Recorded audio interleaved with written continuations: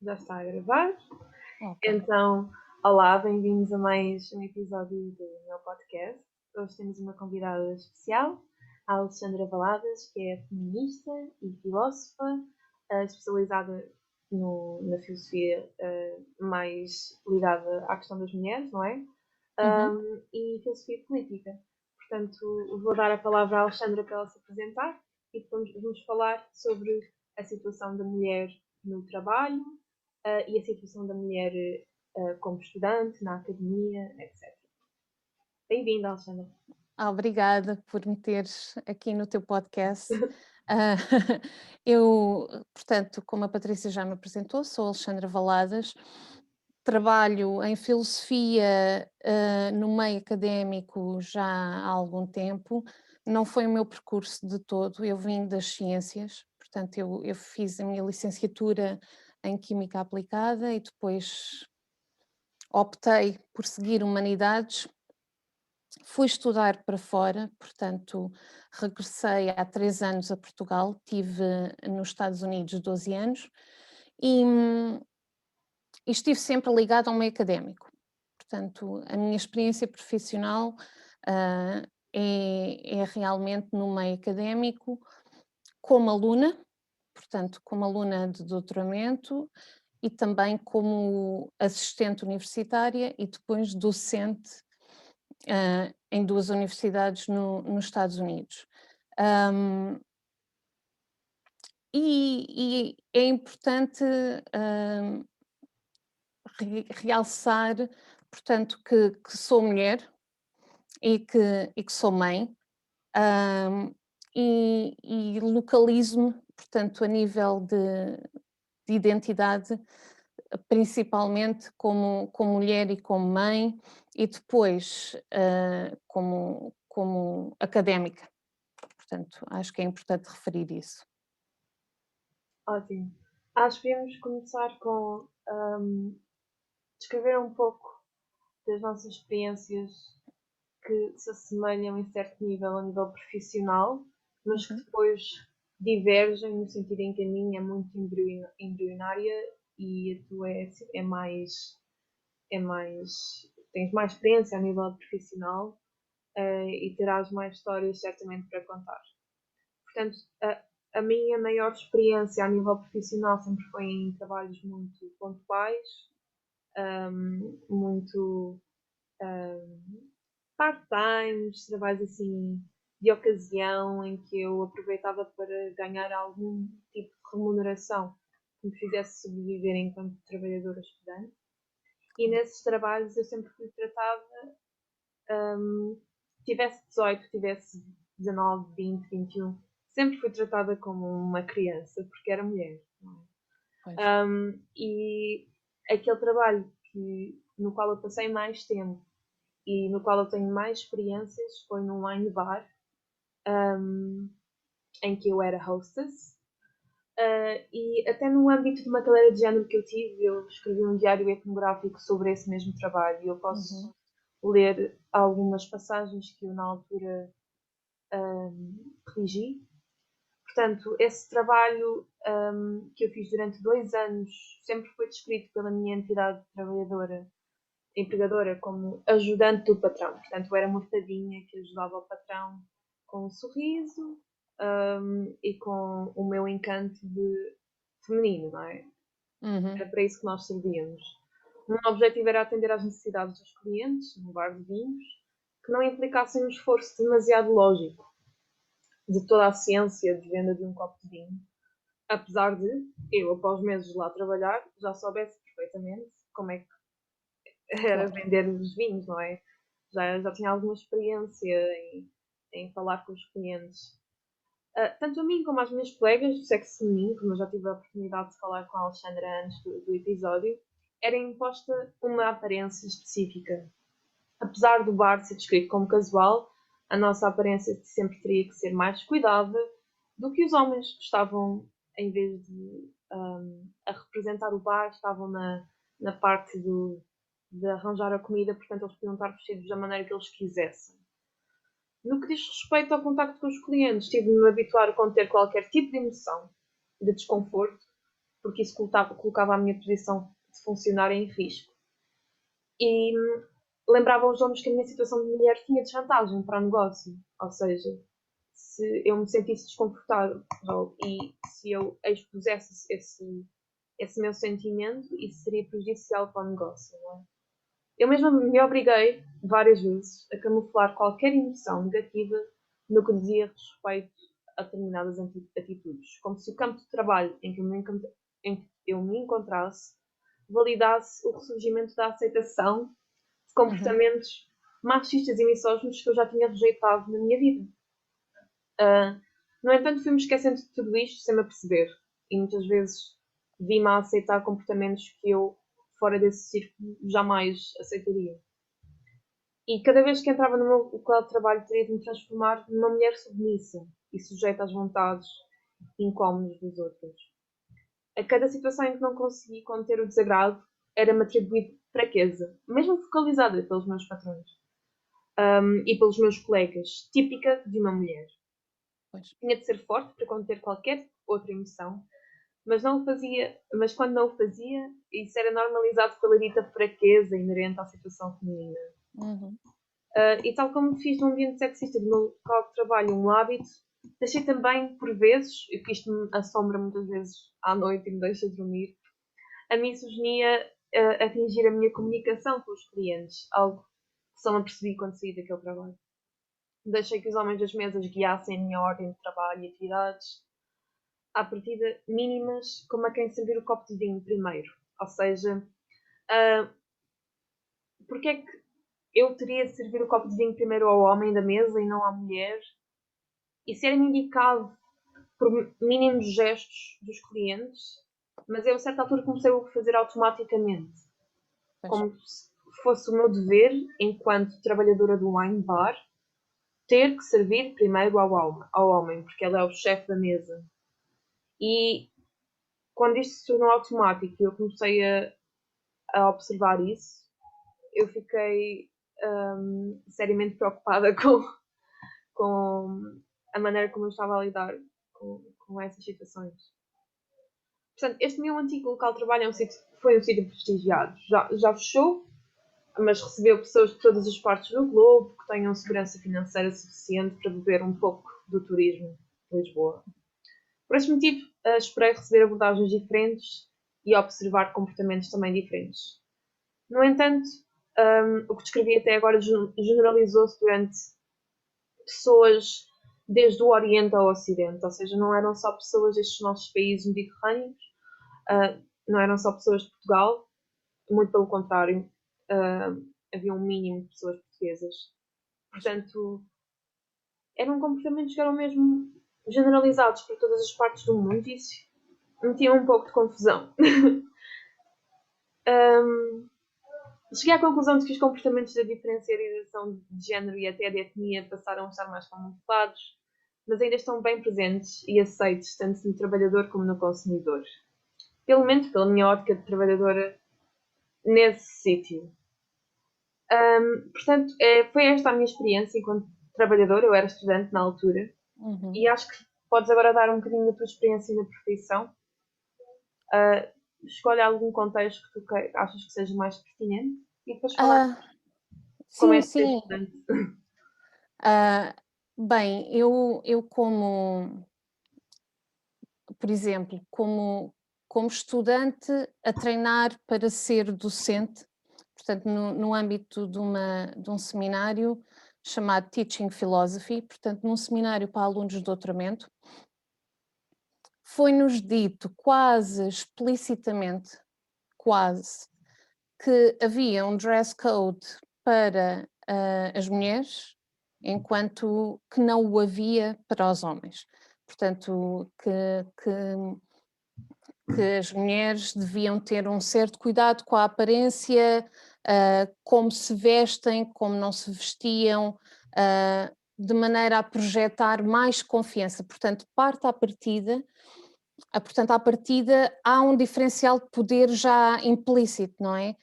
Que uma mulher enfrenta uma turma, portanto, porque o propósito era ensinar-nos a ensinar, não depara-se e com dificuldades de manter o poder ou de exteriorizar poder para poder, para reger a aula e controlar a aula e conduzir a aula da maneira que deve ser conduzida. Portanto, à partida havia assumirem que as mulheres são incapazes e que precisam de ter uma determinada aparência para o fazer.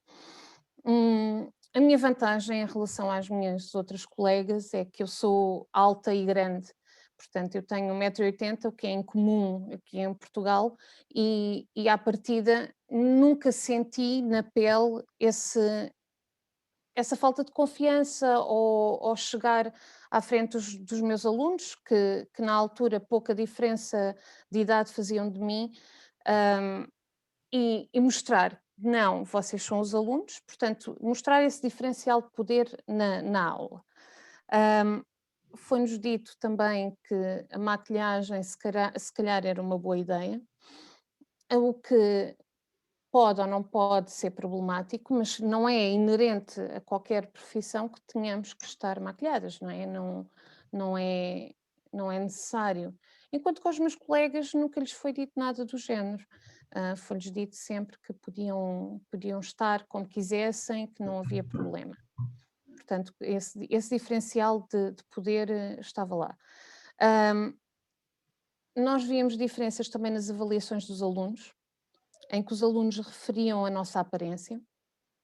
Portanto, aos meus colegas homens, portanto, no final das cadeiras que nós dávamos, aqui não é como aluna, é mesmo como assistente universitária que era responsável pelas minhas cadeiras, como quase docente. Nós somos avaliados no final da aula e uma das coisas que nas observações, a professora era bonita, a professora era feia, podia apresentar-se de maneira diferente, um bocadinho de maquilhagem não fazia mal. Havia, para mim e para outras colegas, comentários destes. E não surgia para os meus colegas homem. Portanto, essa era uma das coisas que é claro, e há estudos, há mesmo estudos, que embora não haja, por exemplo, referências à aparência da professora, uma professora é capaz de ser julgada mais duramente que um professor. É algo que as mulheres na vida académica, como docentes, têm que lidar, infelizmente. Portanto, sermos julgadas mais facilmente unicamente por sermos mulheres, não é? E sermos julgadas pelo nosso corpo ou pela nossa aparência, enquanto que os homens não se deparam com isso. A nível de dar aulas e de me acontecer claramente isso, eu vivia numa interseção, não é? Eu era estrangeira e era mulher, o que à partida são duas desvantagens. Portanto, falava com sotaque e logo no início das aulas, como me apresentava, era se não perceberem alguma coisa com o meu sotaque estrangeiro, interrompam e digam-me, porque pronto, têm que perceber, eu sou portuguesa e não sei falar inglês. Portanto, essa era um dos aspectos. E depois o ser mulher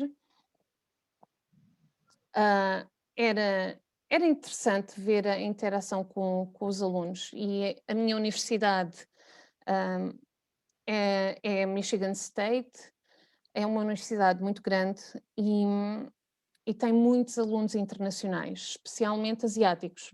Portanto, há muitos protocolos e temos alunos asiáticos. E realmente, como tu disseste, assim, a maneira como se encara a mulher, o corpo da mulher, é universal, ou quase universal. Portanto, os meus alunos estrangeiros julgavam-me da mesma maneira que os alunos americanos. Portanto, não havia discriminação a nível da discriminação. Até, às vezes, os alunos estrangeiros eram mais verbais que os alunos americanos. Havia um filtro diferente. aconteceu-me, hoje estás muito bonita. Aconteceu-me isso. E eu agora estava-me a lembrar de um exemplo. Foi uma das coisas que me marcou também muito. Como académica, também, agora não no âmbito do ensino, mas como investigadora. Ah, Portanto, irmos a conferências, apresentar trabalho é prática comum, não é? E nós somos tratadas, deveríamos ser da mesma maneira e apresentar um artigo de filosofia ou o trabalho que eu estou a desenvolver, não interessa se sou mulher, se sou homem. Numa conferência ah, em Praga, um professor búlgaro, portanto, na nossa sessão éramos só mulheres, e apresentou-nos a todas, inclusive, portanto, a maior parte eram alunas de doutoramento, mas havia uma professora doutorada já agregada, portanto, mas não interessa, fomos todas apresentadas como estas meninas bonitas. Portanto, não éramos, eu não queria acreditar, ficámos doentes. Quer dizer, fomos objetificadas como mulheres, como meninas, portanto, o diferencial de poder logo ali muito Exato, visível. Portanto, fomos apresentadas como meninas, portanto, infantilizadas, exato. como tu disseste. Portanto, estas crianças aqui que vêm armar-se Em em adultas, apresentar qualquer coisa e depois bonitas. Portanto, injúria, adiciona-se injúria, somos bonitas também. como se fosse E a única fica- qualidade que nós merecêssemos enquanto mulheres. Exatamente, enquanto estamos ali com o propósito de mostrar o trabalho que desenvolvemos. Portanto, não interessa, nada disso interessa, o que interessa é a nossa condição de mulher e como mulher inferior, não é? E, portanto, como criança e a aparência, julgadas pela aparência.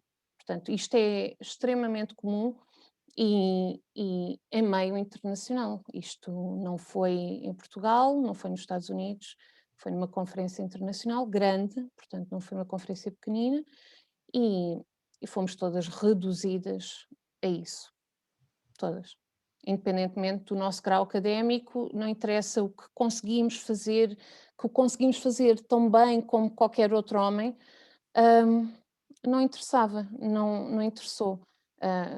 Portanto, o corpo de mulher, a identidade de mulher, e é que foi relevante naquele momento.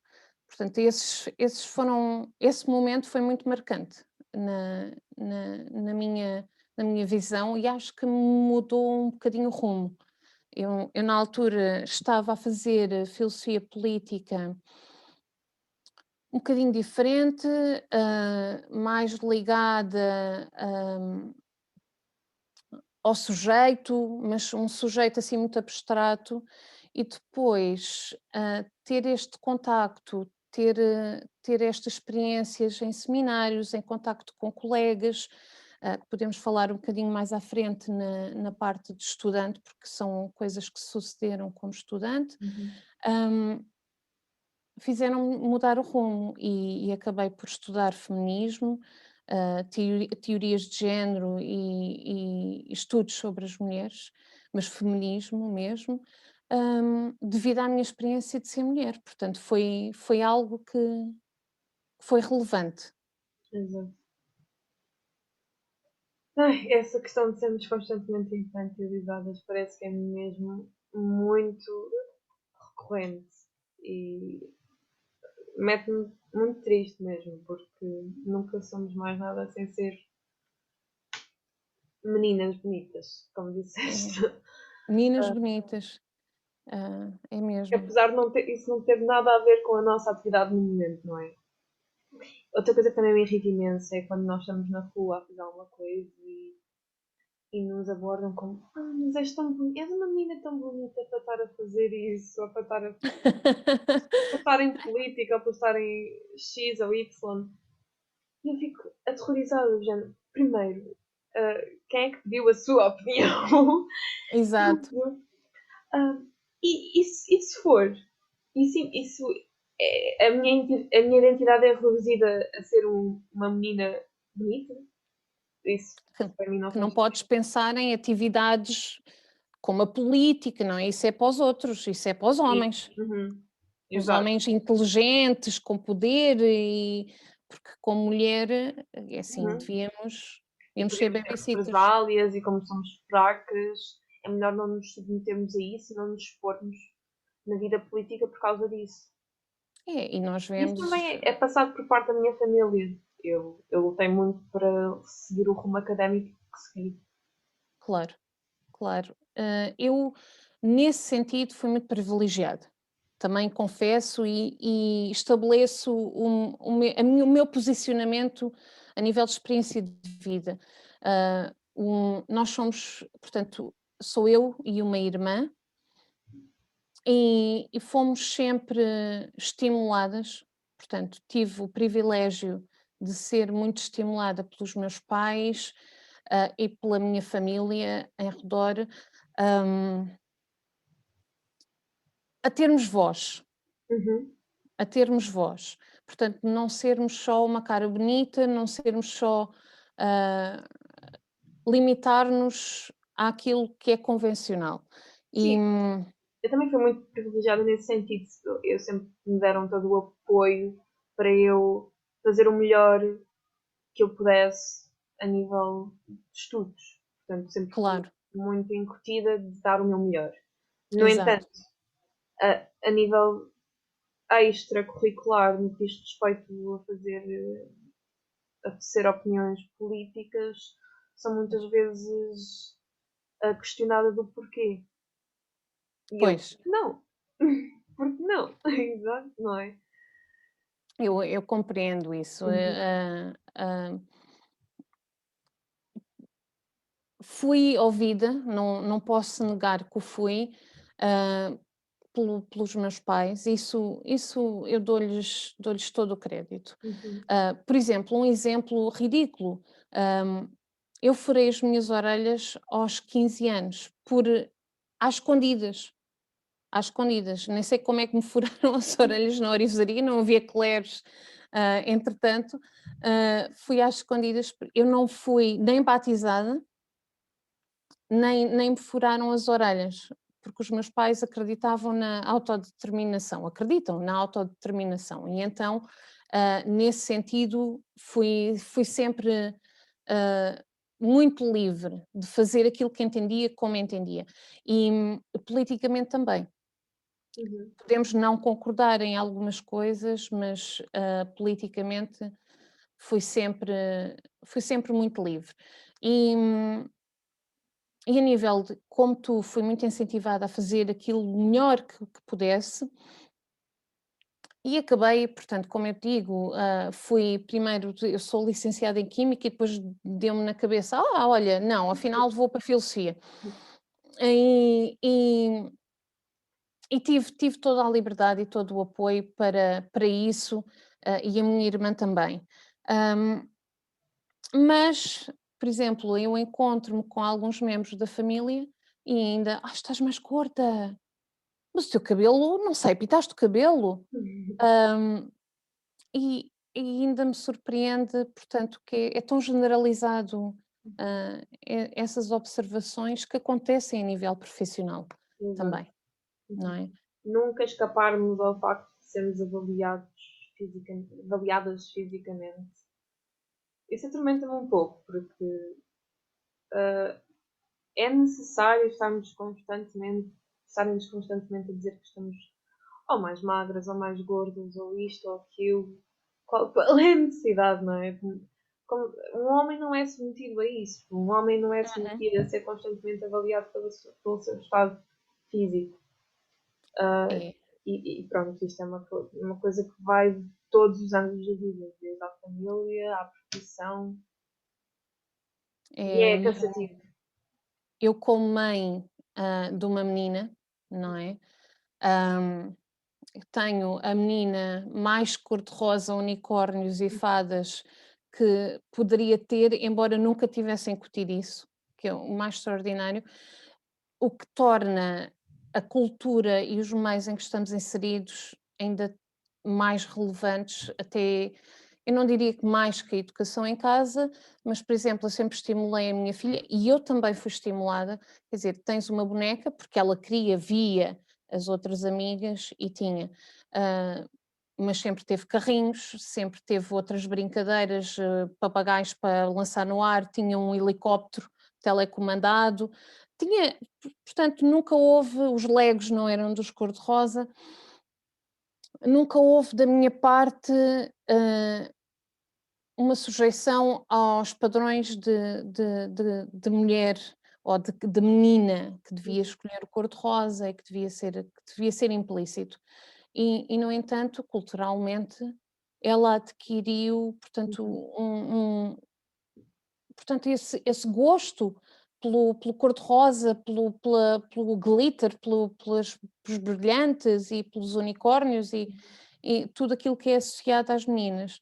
E, e então é claro que é uma luta constante e dizer, não, tu és mais que isto, não é? Tu és mais, e vais ser mais do que a tua condição de ser mulher. Assume-a, mas podes ser mais do que a menina bonita numa conferência, não é? Sim, Ah, e exato. então Muito acho que é sentido.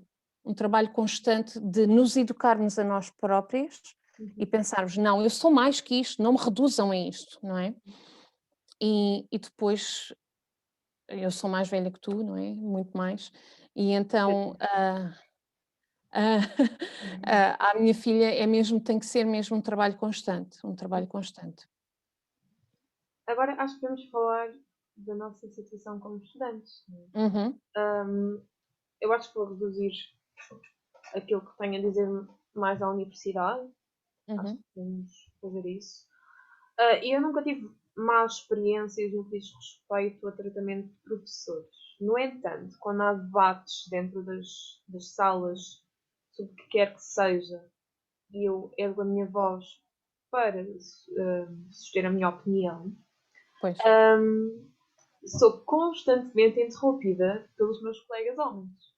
a explicarem aquilo que tu acabaste de dizer. A explicarem aquilo que eu acabei de dizer, fazer um mansplaining constante, mesmo a nível académico, e a ignorar completamente aquilo que eu estou a dizer e o seu valor, o valor daquilo que eu estou a dizer, a minimizarem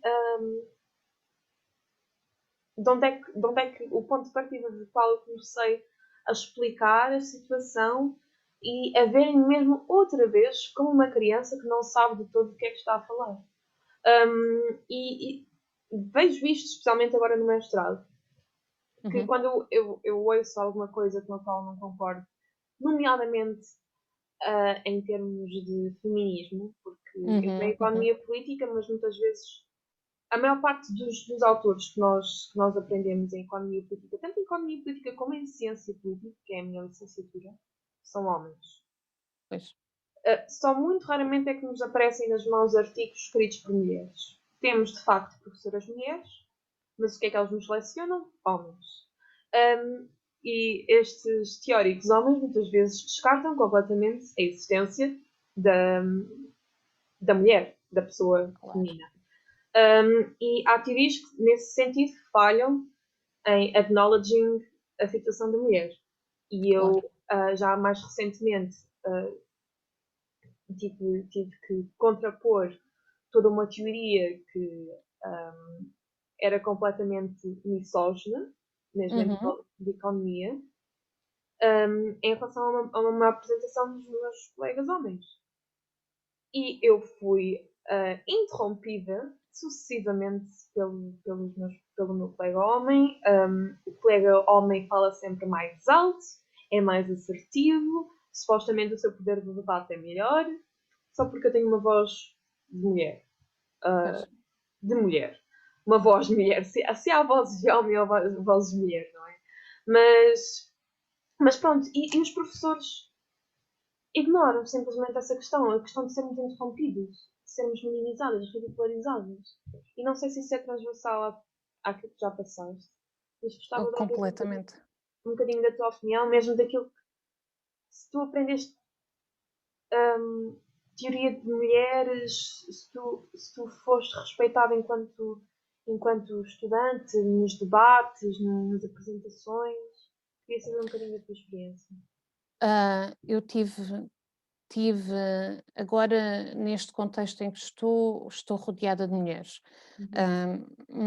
Assimetrias de poder com professores homem, sempre, constantemente.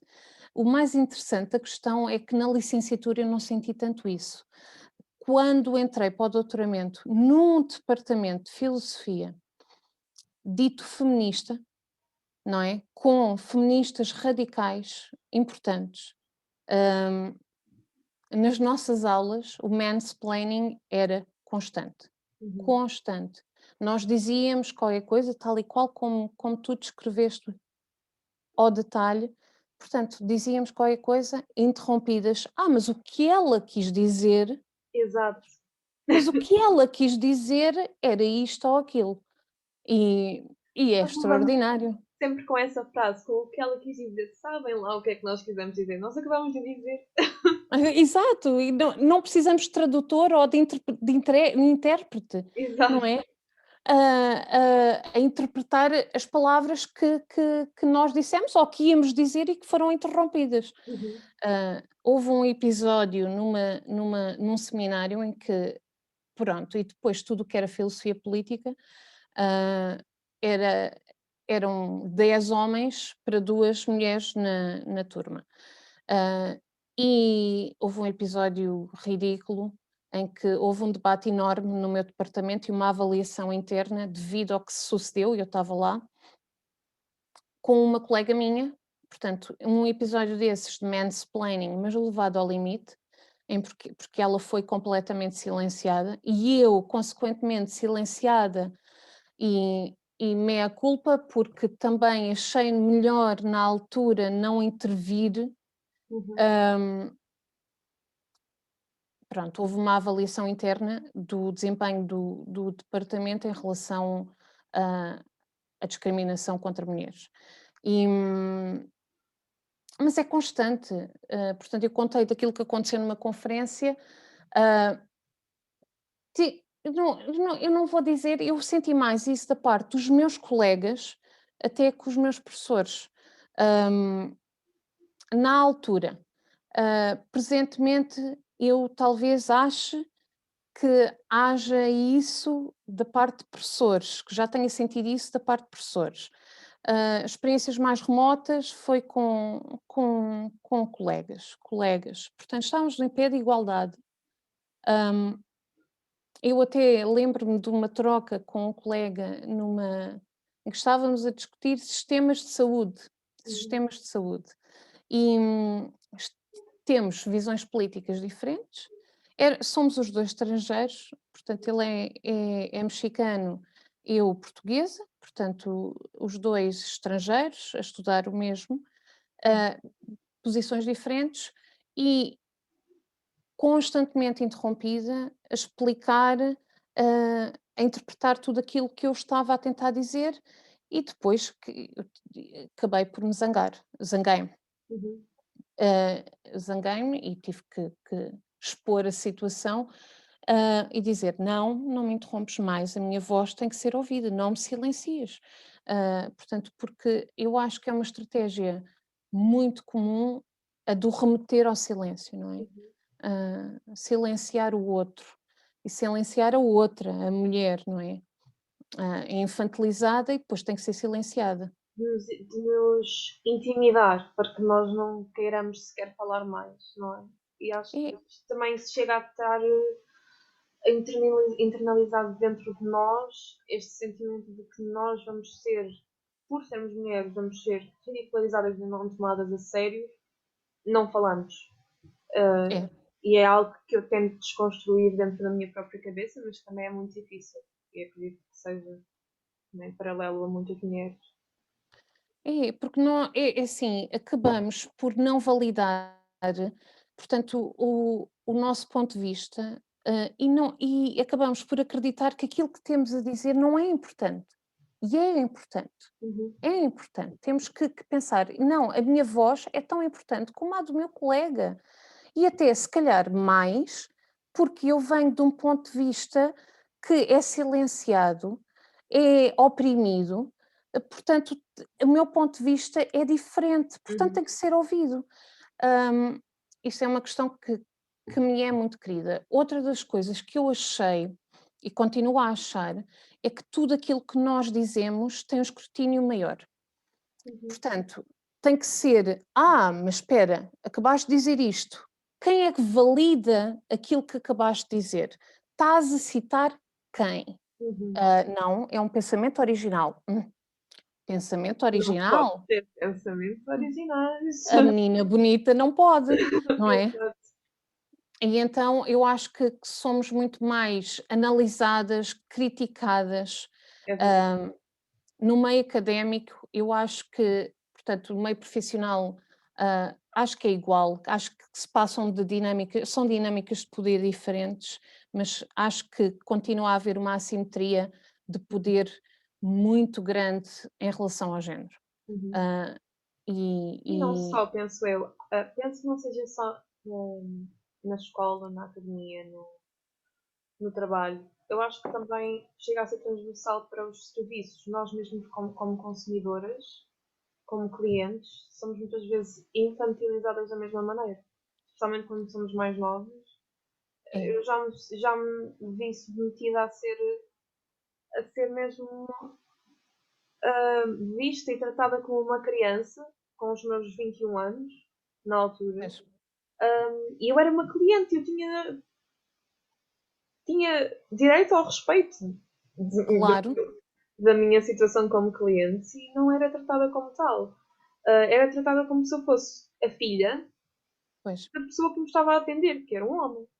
E isto para mim não faz sentido absolutamente nenhum. E eu agora ainda mesmo presentemente eu estagio numa organização não governamental que ajuda migrantes e refugiados. Um, eu já tive que ajudar diversas pessoas com o SEV. E mesmo nas pois, abordagens com essas instituições em que temos que lidar com oficiais ou seguranças, somos também não tão minimizadas como as pessoas migrantes, que sofrem muito, e eu claro, não já ouvi, mas como mulheres.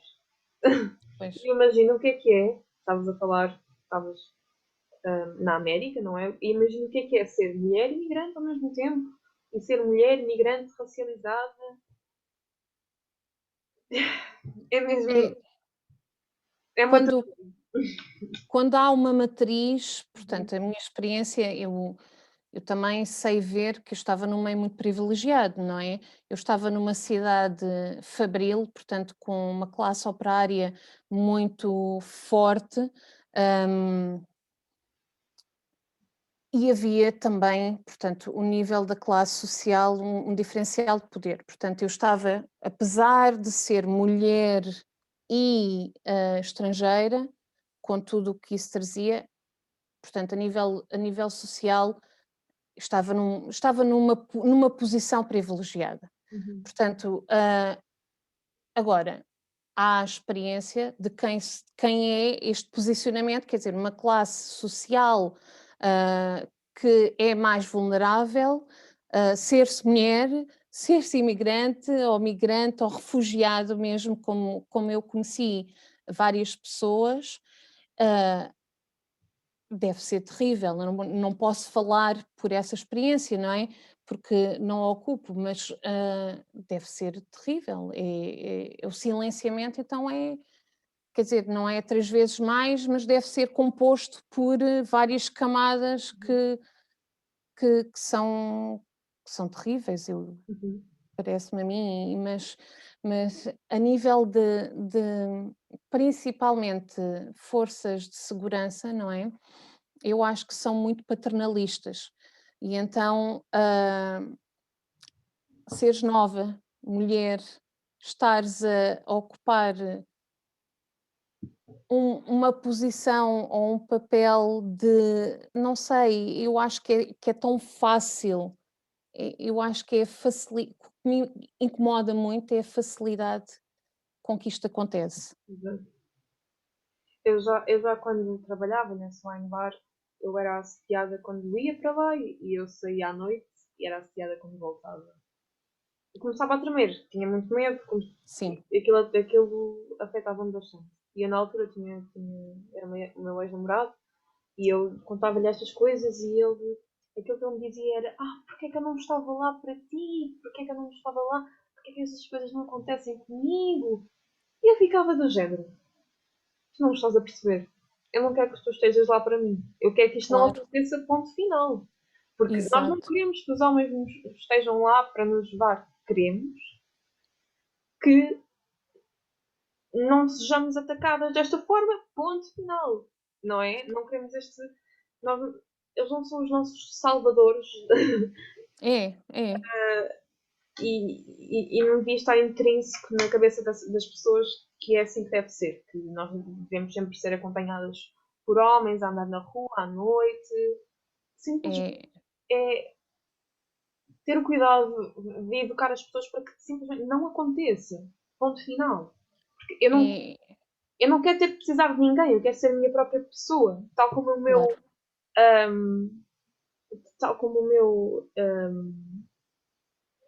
igual homem, a pessoa que tem, por exemplo, o meu namorado, que tem a minha idade, está na mesma situação que eu a nível financeiro, consegue andar na rua à noite sozinho com toda a vontade possível. Eu quero fazer o mesmo. Só isso. Não quero ter que estar constantemente acompanhada por uma figura, no sentido paternalista, Uhum. masculina que me dê aquele apoio necessário para que eu não seja atacada. E, não é?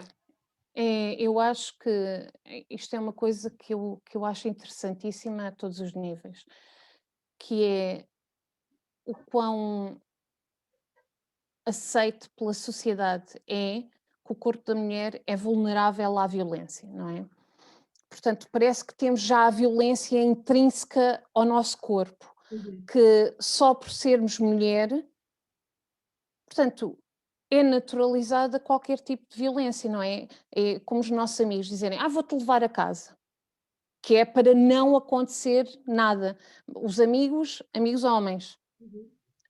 Eu lá nos Estados Unidos, portanto, no campus, onde eu estava era um dos campos onde aconteciam mais violações. Portanto, violência efetiva. Não é só simbólica, nós temos estado a falar um bocadinho de violência, Exato. portanto, efetiva, mas simbólica, não é? Aqui é violência horrível, terrível mesmo, violência sexual e às vezes aconteciam coisas mais macabras. E eu tinha duas colegas que não tinham carro e viviam um bocadinho distantes da universidade. Portanto, os nossos seminários acabavam às 10 da noite, porque nós trabalhávamos até tarde, hum, e já não havia transportes e as minhas colegas iam a pé. Uhum. Elas caminhavam as duas, sempre as duas juntas, com um spray, um pepper spray, um spray de pimenta, daquele que para prevenir ataques, e com um apito.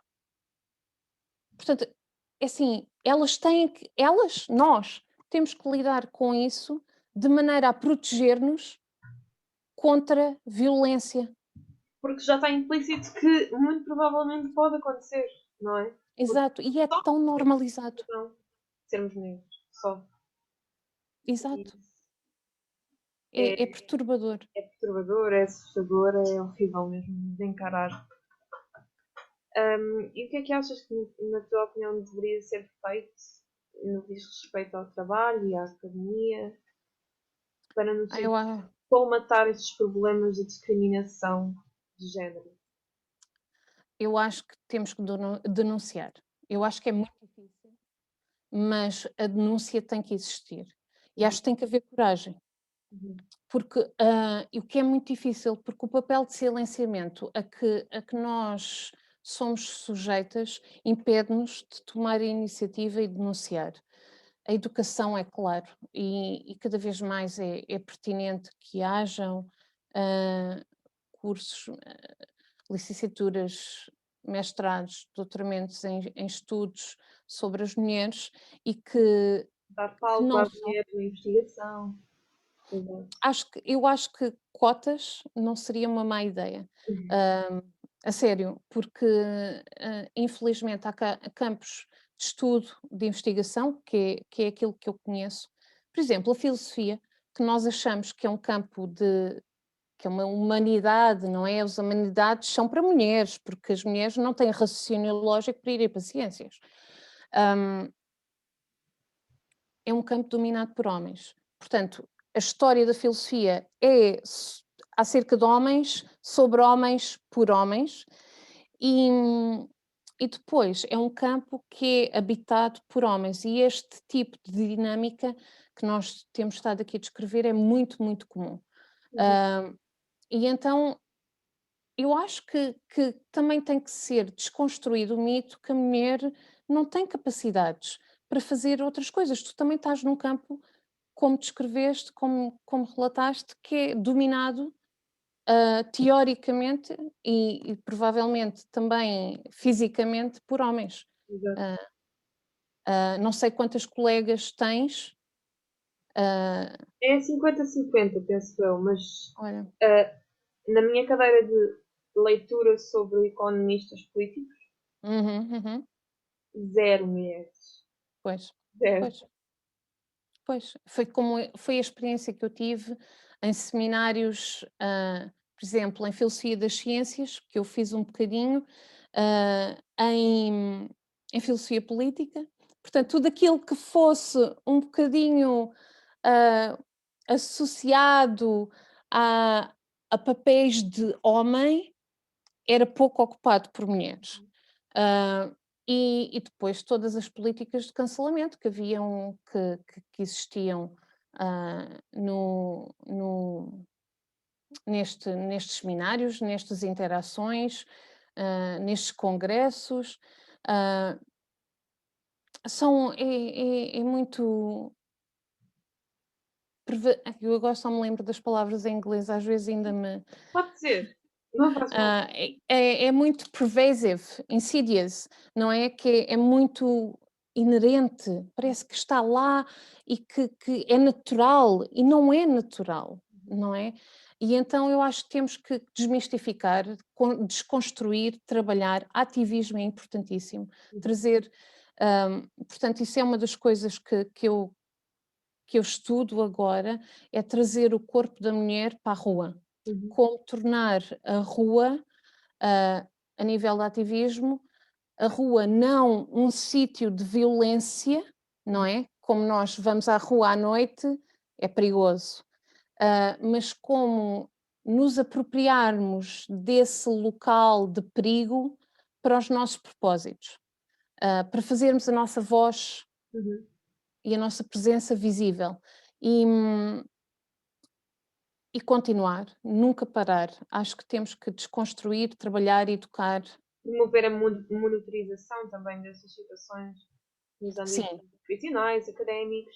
Eu acho que uma coisa muito importante é nós querermos a emancipação das mulheres pelas mulheres e para as mulheres. claro, claro. Claro que somos sempre os nossos aliados, companheiros, camaradas, homens, mas é importante saber que nossa emancipação não virá pelos outros, mas por nós próprios. Não é? E Exato. ter a força, sei que muitas vezes é difícil, e que também me falta a mim própria, e acredito que a ti também, ter esta força de encarar os elementos que nos oprimem, nós temos que ter esta força, não só para nós, mas para as gerações futuras.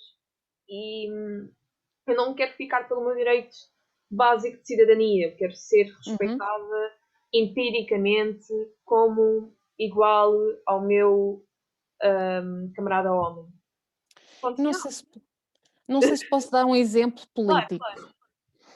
Eu estava a ver nos debates das presidenciais e aplaudo a Marisa Matias, porque no debate que eu assisti, o mansplaining foi exercido ao máximo. Uhum. E eu não sei se seria capaz de manter a compostura que ela manteve, Portanto, há imensos exemplos desses, famosos dos Estados Unidos, por exemplo, agora com a eleição, mas aqui em Portugal, na televisão. Portanto, eu fiquei abismada, como é que isto é possível pelos candidatos presidenciais. Portanto, ela estava sozinha, como mulher, era a única mulher presente, portanto, e foi completamente silenciada, mas dignamente apontou o facto, e eu acho que foi um momento especial, político, educativo, tudo. E a maneira como, independentemente das inclinações políticas de cada um, eu acho que quem viu foi um momento educativo. E penalização, quer dizer, ah, eu vejo que os violadores, por exemplo, ataque físico na rua, violência sexual às mulheres, que é algo com que nós temos que conviver por termos o corpo de uma mulher, todos os dias na rua, mesmo nas nossas casas, esse tipo de violência está presente e, portanto, a nossa lei não nos protege. Eu acho que tem que haver leis mais fortes, por exemplo, nos campos universitários, em que isso acontece, nas festas, aquele exemplo que teve nas redes sociais aqui há muito pouco tempo, da violação de uma rapariga que estava inconsciente, isso acontece. Não é denunciado por vergonha, por medo, por tudo aquilo que nós conhecemos, Porque o e eu sistema não está do compreendo. nosso lado. As As entidades não forças, estão do nosso lado. E nós porque bem sabemos. somos sempre questionadas, portanto, a culpa de uma violação é do violador, ponto. Não é porque a saia estava mais curta, porque tinha bebido 2 copos. Não, a culpa da violação é o violador. A culpa da violência sexual, contra a mulher é a culpa do que perpetua essa violência.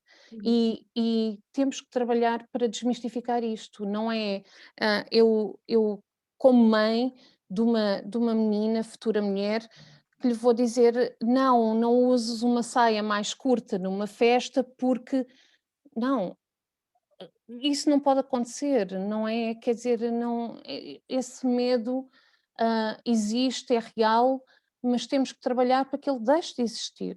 Acho que tem que ficar muito claro, e acho que temos que trabalhar com mulheres a nível legal, ah, que tem que haver penalizações muito fortes. Fazer frente à mão de aço patriarcal que é a opressão da mulher. Muito, É. E os muito. movimentos feministas, grassroots, portanto, de associações de mulheres que, pela sororidade, se juntam para reivindicar os direitos, ah, que deviam ser naturais e não o são, é extremamente importante. Eu acho que, e tem que ser desde cedo. Uhum. Temos que incutir isso às nossas meninas desde muito cedo, que é uma Não luta, se calem nunca. infelizmente. Não, tem que denunciar, tem que ser, já eu de certeza que há diferenças da minha geração para a tua, há coisas que infelizmente se mantêm, mas eu acho que há um empoderamento cada vez maior, e isso é muito importante. A consciência é muito importante. Ótimo. Olha, acho que já estamos a chegar ao fim deste episódio e só tenho a agradecer imenso, imenso a tua participação. Esta conversa foi muito bonita, muito gratificante e só nos dá mais força quando falamos dessas coisas com as nossas companheiras de luta, não é? Claro. Com as nossas companheiras do género feminino. E acho que estes debates também são extremamente importantes e devem continuar a ser reforçados publicamente. E só te tenho a agradecer imenso. Espero que tenhas gostado também de fazer parte desta conversa. Gostei imenso, adorei. É sempre é tão bom, partilhar É assim, é bom e é mau. É mau que estejamos aqui a partilhar estas experiências, não é? Mas de uma certa maneira é torná-las visíveis e pensar que as coisas podem mudar e Uhum. que devem mudar e que temos de ter força. E agradeço-te imenso por ter este espaço Claro. e poder fazê-lo. E a nossa voz é uma arma, não é? Será sempre. Exatamente. Não há silêncio, acabou-se o silêncio. Obrigada. E obrigada Obrigada, também. obrigada, Patrícia.